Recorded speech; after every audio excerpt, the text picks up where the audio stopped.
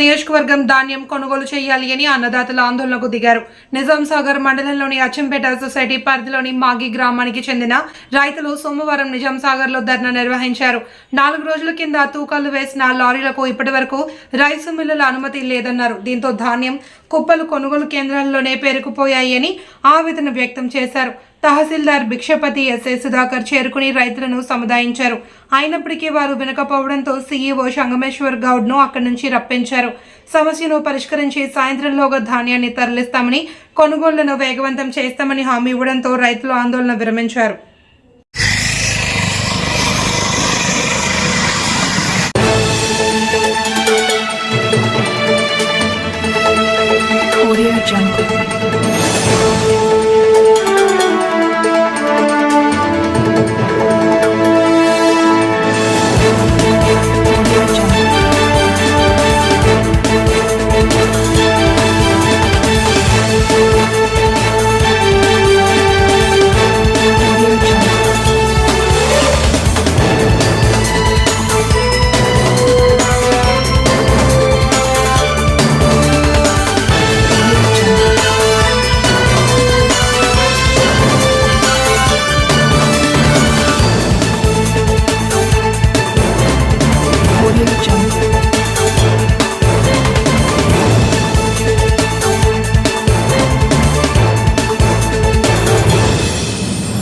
Audio Jungle.